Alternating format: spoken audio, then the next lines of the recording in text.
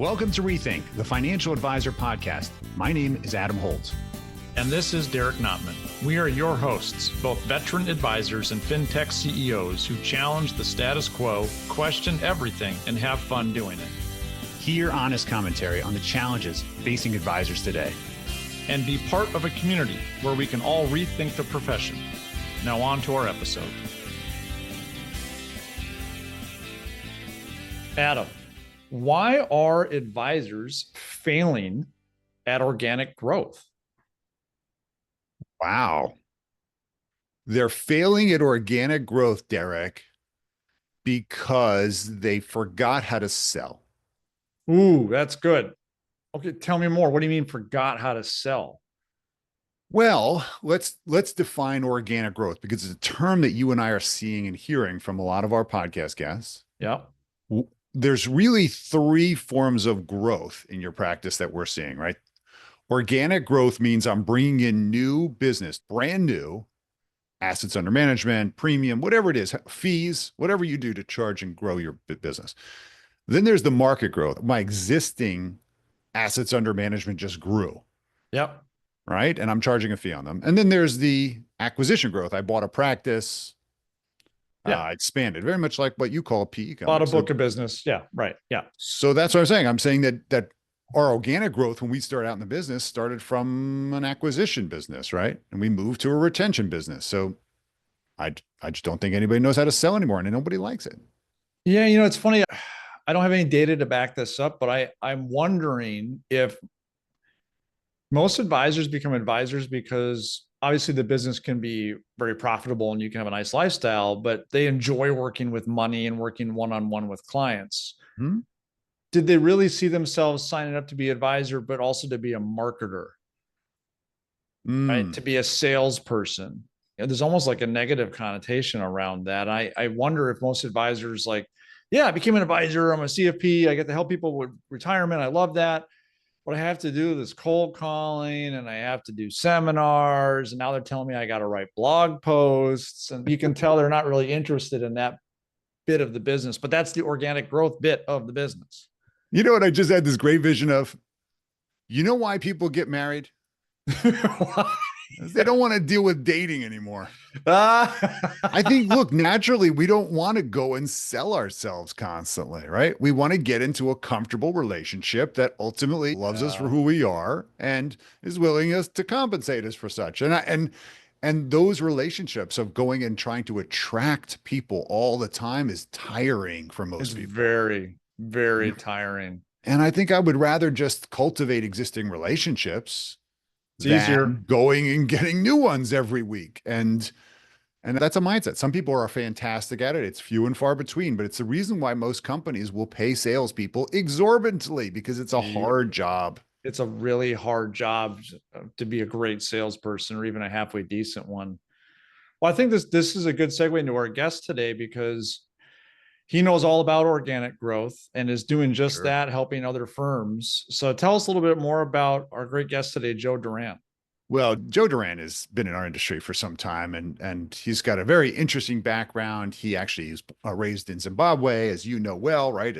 A South African neighbor, and a lot of familiar and similarity there. Grew up in the UK as well. He's got all kinds of background and great education and MBAs and so forth. But I think he's probably most recently known for growing the RIA United Capital, which really focused a lot on behavioral finance, was really ahead of its times, creating scale and ultimately exiting and selling it to Goldman Sachs. And of course, there's been some machinations since then. I think Goldman Sachs is actually disbanded of that and allowed it to go back to its roots in many ways, to go back into the RIA world. But he takes an enormous amount of knowledge, and because he was a thought leader for the past 10 years. He was writing in investment news. I kind of grew up on a lot of his thinking, and it was really exciting, Derek, to spend time with him at Nitrogen's Fearless conference, where we interviewed him in person, in between flights and speaking and running around the world.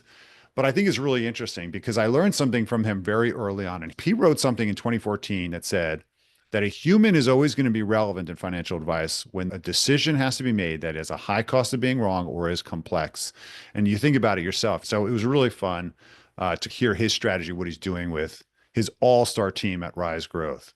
Well, let's jump in and hear what he has to say. It was a really fun conversation. I think advisors are going to have a lot of great takeaways. So, Joe, it's great to actually meet you in person. I've been a big fan, obviously, since the early days of United Capital. And even to this day, I actually still quote you. An article you wrote in Investment News, it talks about the complexity and the cost of being wrong in financial decisions, still very relevant today. So thanks for all the work that you do and are in that very exciting journey to watch. Yeah. As many of you know, Derek and I are here at the Fearless Investing Summit, the place where we met many years ago and covered the stage and created the podcast. So this is a special time for us. So thanks for being our podcast. That's great. Really, really happy to be here. Awesome. Brilliant. Given all the things that you've been working on of late, what's your unique perspective these days on the financial services market? Well, I have two. First of all, we're in the consolidation phase of the industry. Everyone who wants to find a financial planner can find one. And so we went from it being a disruptive idea because none of the wirehouses were doing it and the independents could offer financial planning to really a growth area where everybody stepped into it. And now the market is saturated with financial planners. And when that's true, I don't think most advisors have adjusted their view for the fact that organic growth will just be harder because the competition is greater. So my first overwhelming idea is, hey, look, you cannot operate in a consolidating market the same way you did in a growth market, because now it's about market share. And what wins in market share? Great brands. And advisors really are still operating the way they did when they were just really good advisors with friends and colleagues that they could bring in. And we're now in an institutional world. And so the first idea is that, hey, when you start having your biggest competition being mega RIAs who operate like wirehouses, the rules of engagement are different. The large custodians are not going to want to work with small independent firms for referrals. They're going to want ever bigger partners. And so as I look at the center billion-dollar RIAs that are out there today, there's a consolidation race happening, and it's not going to be good for everyone. Because a lot of the emerging high-growth firms are going to be either forced to sell to a firm where their equity growth is not that high because they don't have organic growth. And so one of the things we see is, hey, in this environment, you need to have capital, and you're either the consolidator or the consolidating. And if you don't have an organic strategy, you're going to have trouble. So there are these two ideas that intersect, which is one, organic growth is harder. It requires having a great brand. Building great brands requires expense and dollars, which middle market RAs at $1 billion, $3 billion, $4 billion, $5 billion don't have, because they're either distributing the capital or investing heavily in their own business, and they're limited. They don't know how to build a brand. They don't know how to build a great platform. And then the mega firms are basically operating like wirehouses, where the G2 who are taking over are not salespeople because they didn't build the business. You selling to be a dirty word. Really? So to me, I think it's a very interesting intersect in the business. You notice for the last few years, the fastest growing firms are the biggest firms. And why is that? They have resources they can spend on advertising, they can spend on brand, they can spend on going to the custodial programs and being a part of them, and actually institutionalizing the sales process. And so what you're going to see is a haves and haves nots. And we're very interested in what that means for our industry. And it's something that I'm always thinking about where we're going to be in 5 years, not where we are today. And in 5 years, you're going to have even more really large RIAs, many of whom will be today at 3 or 4 billion, but in 4, 5, 6 years will be at 20, 30, 40 billion. By the way, when you think about it, those large $200, $300 billion RIAs, they're going to have to acquire 20 and 30 and $40 billion firms, because this industry is going to be consolidating for decades. And so what you want to do is build high organic growth, great integrated brand with true abilities to serve clients in a unique way in a niche that everybody wants. And if you're there, you're going to be an incredibly valuable firm to both private equity or one of the large strategics. So the reality is that most RIAs have never run anything as big as they've run. And so they don't know how to put all the pieces together, which is why we exist, why we're doing what we're doing. Really interesting perspective of what's going on. So it sounds like you covered this as a missing opportunity. If we were to drill down a little bit more, if I'm a smaller firm, what is an opportunity or challenge that I am not aware of right now that I should? Well, look, the first one's really easy. What percentage of your day are you spending focusing on new clients? Because I will tell you, we've spoken to hundreds of RAs between $1 billion and $10 billion. The average is probably, if I had to, this non-scientific, I'd guess it's 5 to 10%, maybe. In Wow. firms. Now, the reason is the G1, the founder of the firm, is semi-retired. G2 is all focused on serving existing clients. They're very uncomfortable with prospecting, doing seminars, finding new clients. Sure. They're even uncomfortable asking for referrals. They view themselves as professionals, and professionals don't focus on organic growth. We had a conversation with a firm with had thousands of clients, 7 billion in assets, and their goal is to bring in 25 new clients this year. Really? 25. Now, At what side? not the regular $5 million clients. And you're going, okay, other than, of course, the great help we've had from the market, eventually you must have organic growth if you're going to get great valuations. And so there's a total lack of appreciation. And the second thing I'd say is, what are you doing that makes you different? Because the great advantage if you're individual, smaller firm is you can be original. And yet there's so little originality in industry. Nobody's using behavioral economics, even though United Capital was built on it, right? Totally. And yet still, it's just a sea of sameness. And it's very hard to win when you're competing and telling the same story as everyone else. And so Which I is find true, it yeah. amazing, the total lack of originality when it comes to branding. And most everyone still serves everyone. They're not specializing in a niche. They tell no unique story. We've been around for X amount of years. We love our clients and we're trustworthy. This is just how we do things, right? Building up the relationship. So those are the currency. table stakes, right? But they're, I mean, like they're really just taking advantage of the relationship currency Huh? the prior founders had with Exactly. clients that have stayed and sticky and trusted. That's not a Yeah. growth model. Yeah, for certainly not going to retain you. No, the no, next gen. no, Sure. no. So what action you would recommend for the advisors that are listening to this that they need to take today? What are the next 3 things they need to do? Well, look, first thing, Google wealth management in your neighborhood and see what you're doing that's any different than anyone else. And the reality is you're going to see that, well, I'm not even findable. You know, it's amazing how few advisors even check to see what they look like. Then, in a neutral way, assess how you look or feel any different. Why would anyone feel compelled to come to you? Because again, we all fall in love with our own story. We sure do. Third, do a client survey. Find out why your clients love you. Like, absolutely put that at the top of your list. Because if you find out why they love you, you'll be able to tell a story that's honest and true, that is different. Because there's a set of skills you bring to the table that people love most about you. So tell that, find out what those words are. And then fourth, spend real time on sales. Spend 30% of your management time. What are we doing to get new clients? How many new clients have we met with this week? How many prospects do we have this week? Because at law firms and doctors' offices, they are running things like a business. They totally are. You're right. Yeah. And we are, as an industry, as we become more professional, viewing it as a bad thing to concentrate on growth. If you really feel good about what you're doing for clients, you should be really focused on how we help more clients. Again, I noticed that is the biggest gap that we have is training G2 on the sales aspects beyond the professional training. So I think most firms, this would be my last tip, take your G2 and teach them how to grow.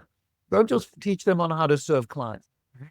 Or find someone, maybe G1 just doesn't know how. Like what got them to where they are today may not get them to the next growth level, right? So now find another firm, someone like even yourselves, right? Yeah, Here's how we grow. this is how you grow. Here's the This is model. how you actually train people Yeah. to Yeah. expand. Yeah, and adjust your compensation model to reflect the fact that Oh, yeah. you're going to make more money Yeah. when you bring in new clients. So 100%, 100%.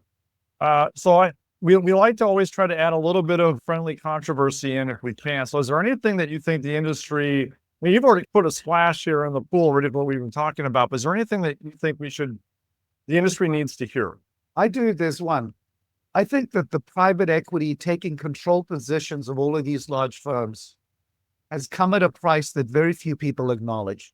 Wow. And that is that it is grow and acquire at all costs without actually building something great.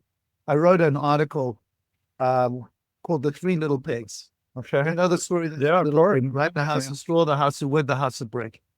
What's being done right now, and what we've seen with lots of $5 billion and $6 billion RAs that are consolidating firms, is they think because they buy a firm and change its name to the parent company, that you've built a house of brick, and that is not true.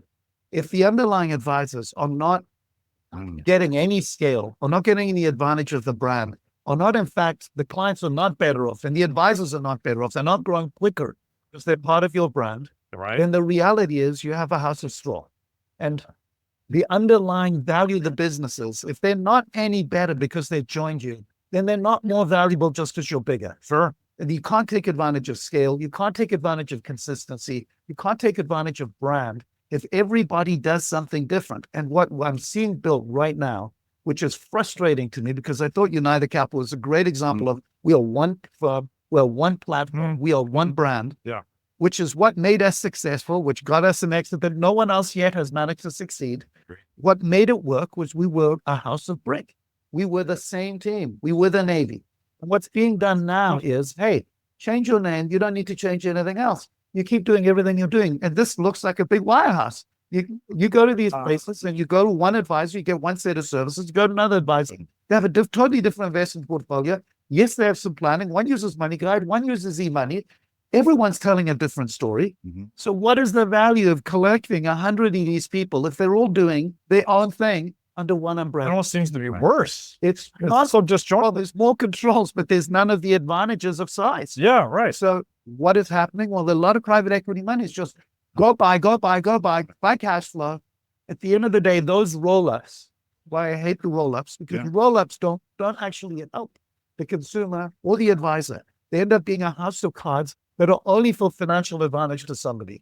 And why we are doing what we're doing is we don't want the firms we're backing to sell their souls.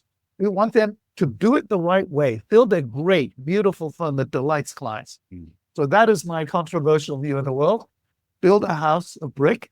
It's harder work. It means being very careful about who you culturally align with, who you acquire, but it changes everything about the value of what you're doing for consumers. And for me, the only reason I'm back in the business is I believe that the consumer deserves more than an amalgamation of advisors who are just doing things. You're right. You're right. 100%. Well said. Sounds like we're approaching the next big short, right? We're securitizing financial advice. That is products what it and then feels like. reselling it. Yeah, right. As a big Seriously. bag of- Seriously. Yeah. Seriously. Thanks for joining us. Yeah, you, Joe, Brad. real pleasure. What a great conversation, huh, Adam? Absolutely, Derek. I've been a big fan of Joe Duran for some time because he was really a bit of a rebel, a bit of renegade in this space, and building United Capital, an RIA when it was relatively early and that very cool, and then having such a massive roll up and then exit to Goldman Sachs, only to find out that the organization, went through exactly what he's talking about. And I think that was really kind of cool to hear directly from the horse's mouth. What did you think? What did you take away? Really neat story too. And just to show like anything's possible, a little backstory with him. He left Zimbabwe when he was 18 with $200. So if he can do it, anyone can do it. You know what I mean? Which is it's just pretty cool. So that perspective of his and what's possible to build, because let's face it, building an advisory practice is not easy. Building an RIA or being a life insurance agent, whatever, it's not easy. So if he can do it from that backstory, I think that's pretty awesome and just should be inspired. But I thought it was a great conversation. I love his perspective on where he's looking at it. I mean, obviously, one of the big things that we heard from him and others at the Nitrogen Fearless event was organic growth. Very important topic. Comes up again and again and again. And I couldn't help but thinking, after how many times we talked about both investment capital, right? So this PE VC world, and also how is a person looking at their practice from an investment perspective? This is a business I'm running that needs to exit eventually. I need to monetize this business. Or in fact, I can. How about that? And the idea that organic growth is such an important part of the valuation that a lot of advisors don't really understand. What did you think about his thoughts about organic growth in this market? It is the sweet spot. And it's almost this full circle thing where we've come back to fundamentals. As you said, we're in a consolidation phase. You've got roll-ups going on. And yeah, can you use that as a growth strategy? Yes, you can. But those roll-ups that you're buying, how well are those actually growing? And that's Hmm. the organic growth component. Like what is that RIA doing to grow? Do they have a good marketing strategy? Do they have a niche? Do they have organic SEO? Are they bringing in clients through different channels, whether it's referrals, marketing, paid advertising, all of these things? Because ultimately, at the end of the day, that's what's driving your organic growth, not buying another practice. Another practice will help right off the bat, but what happens then?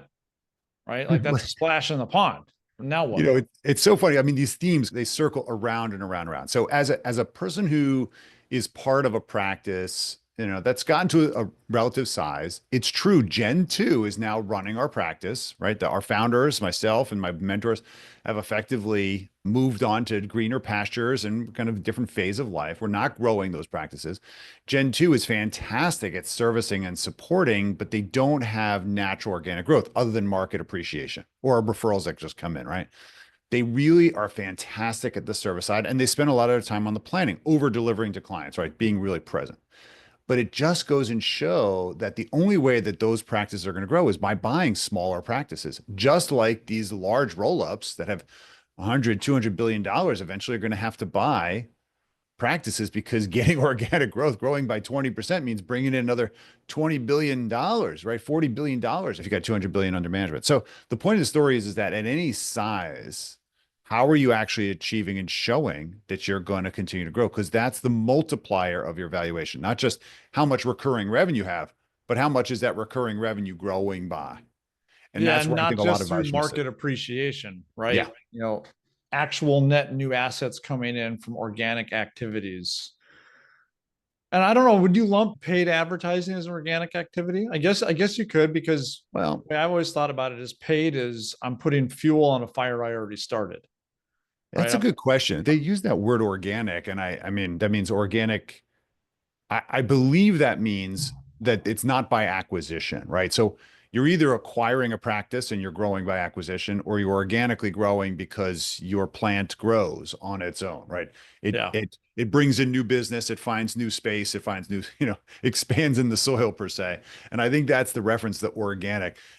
How you go about it, whether it's advertising or referrals or whatever, you got to do something. It just, all of that marketing, the stuff, the digital marketing you talk about so much, advisors have never been trained on. They don't even know where to start. No, that just that makes me think about it. So when you and I started, Mm-hmm. the organic growth strategies we were taught were cold Mm-hmm. calling, door Yeah. knocking, seminars, Right. great referral Yeah. scripts. I just saw another article the other day that referrals are not what they used to be, Mm-hmm. but are firms teaching this next gen organic growth strategies of today? I don't have What any are data on it, but tell us, what are organic growth strategies today? Let's think them out. Let's tell people. are you being taught how to write a blog post that's optimized for SEO? So let's say that someone's looking to buy a specific annuity product, for example, Mm-hmm. and they have questions, and they Google that specific annuity product. Like Yeah. we do this for my firm at Intrepid. We write reviews on all the top annuity products. Mm. And we get organic growth in, and then we say, hey, maybe if this doesn't do what you wanted to do, contact us for a second opinion. That's an organic growth strategy, right? This is one of many. There's email marketing, social media campaigns, paid and organic. Like, what's your niche? What's your brand? I was even just talking to a producer group maybe 2 weeks ago, and Mm-hmm. one of them was like, I just want to spend 15 grand a month on paid ads.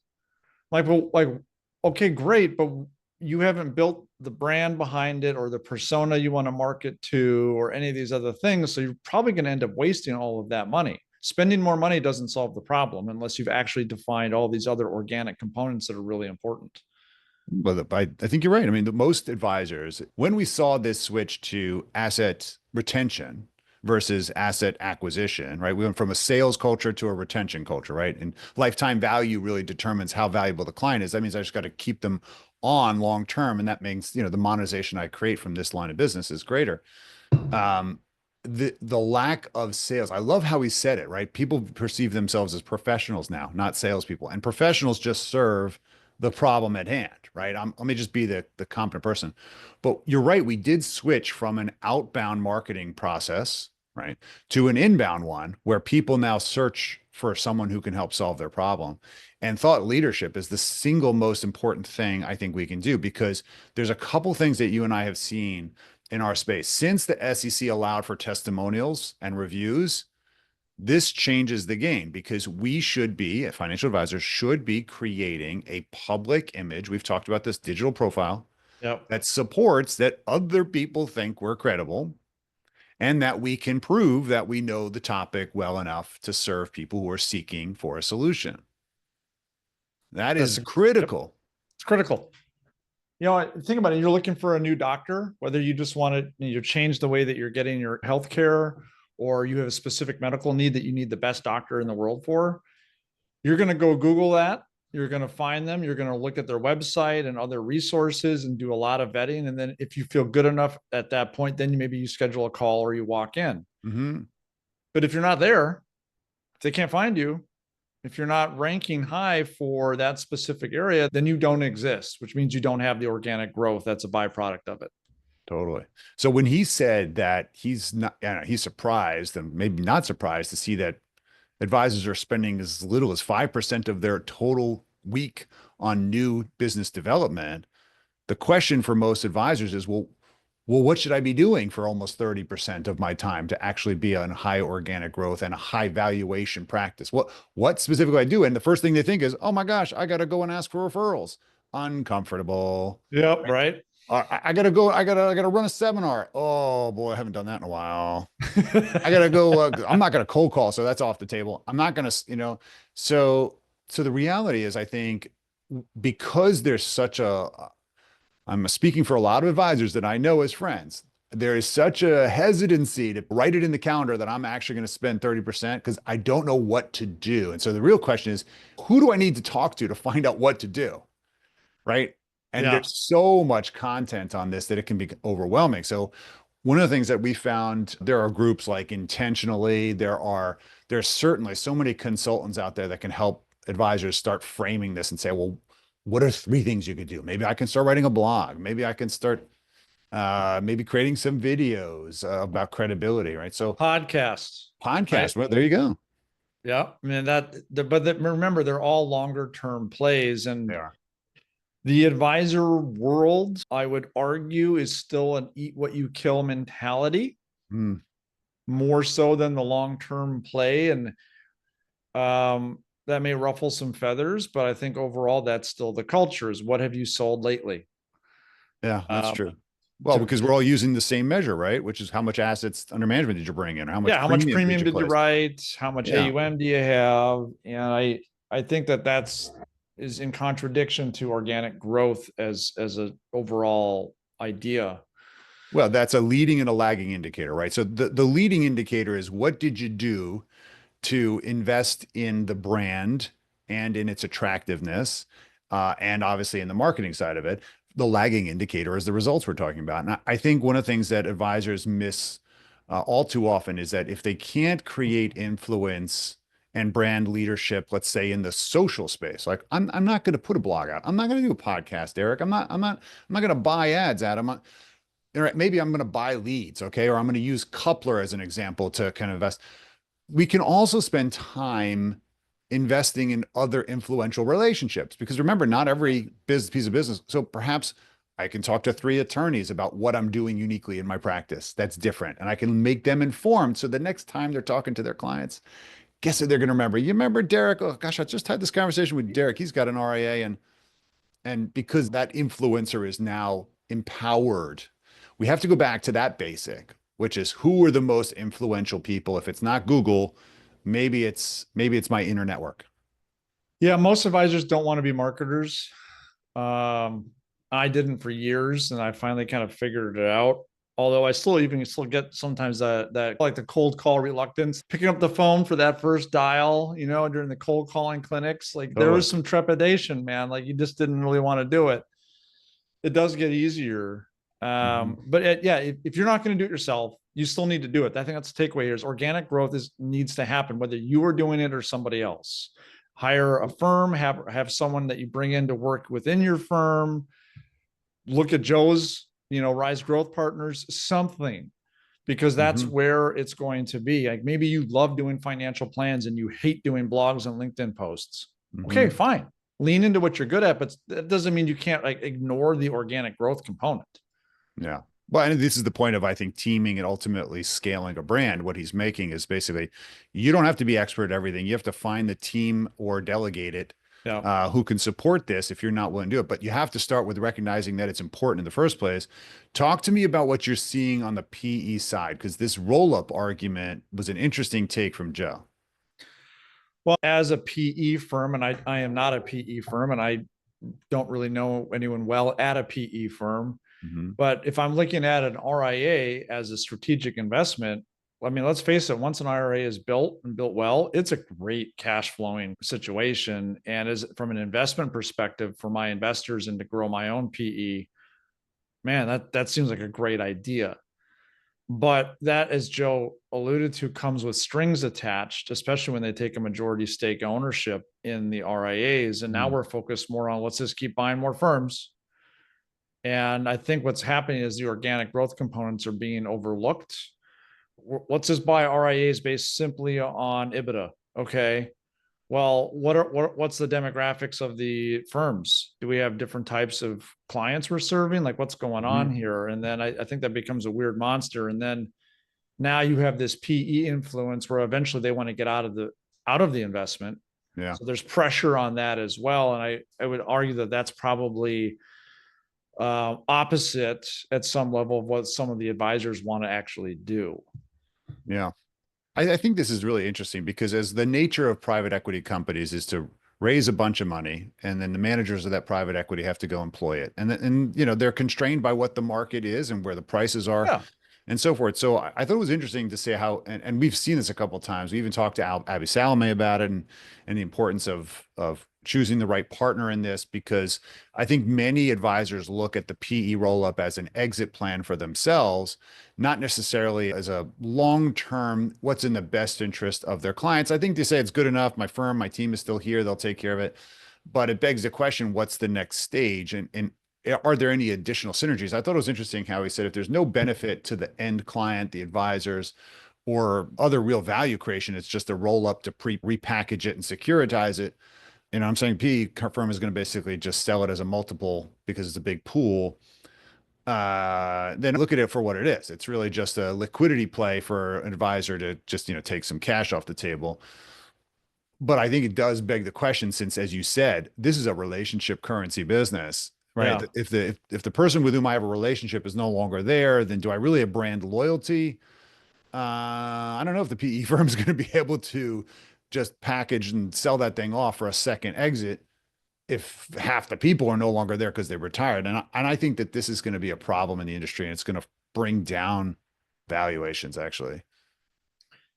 Well, Joe even talked about, like, at the end of the day, this is a relationship business. Are we giving consumers what they want? Are we giving them the experience, the attention, all of that? And PE has its place, but I would argue that the goals of the PE are different than the goals of the firm and working with clients. And True.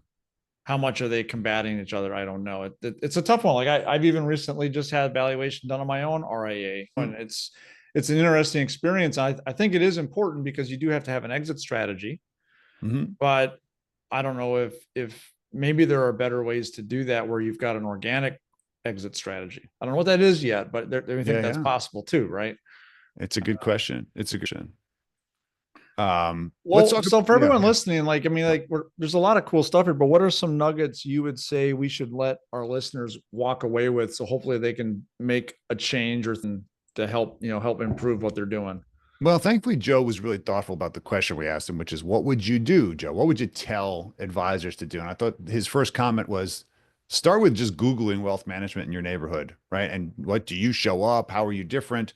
Do you look like everybody else? How are they positioning? And we tend to not do competitive analysis because we don't think we actually compete. We love our own process. We believe in it. We think we're the best. we're passionate about it. We build it, it's like your own kid. My kid's the best. Don't tell me otherwise. But let's look at some other kids and see what they're doing, right? They could be, doing Ivy League kind of stuff and we don't even know. So the reality is our customers, our prospects are seeing that. We got to assess ourselves and ask ourselves, why are people coming to us? I thought that was really important. What did you pick up? Yeah, definitely ask your clients, why did you pick us? Get that. It's okay to ask them. You want that feedback. It's only going to make you better. It's the whole story, because once you find out why, then you can actually package that story and attract other people, which is pretty cool. And it can be as simple as a short video on your website, or a bold statement, or an article, or the about page is one of the most visited spots on an advisor's website. What's the story you're sharing there? And the more you can share from actual clients, the better. No question about it. No I question. think another big takeaway: spend more time on sales, or find someone who's going to. I remember my early days, like my time was best spent doing revenue producing activities. That's it. Cold calling, appointments, prepping for appointments, all of that stuff. And very early on, I hired a part-time assistant to do all the stuff that needed to get done that I didn't want to do. Yep. And eventually you can hire marketing. Again, I'm not a big fan of marketing myself. I was uncomfortable doing it for years. I guess a lot of advisors are, but that's okay. If you're not comfortable doing it, just find someone that help you do it, because it's necessary. You might have the best cheeseburger in town, but if no one knows about you, some more sales activities. Get out there. Stop sitting in your cubicle running spreadsheets. The thing I think that most advisors don't realize, they're so, well, what? I mean, okay, yeah, sure, I've got good cash flow. What's in it for me to actually drive new sales, other than, obviously bringing in more cash flow?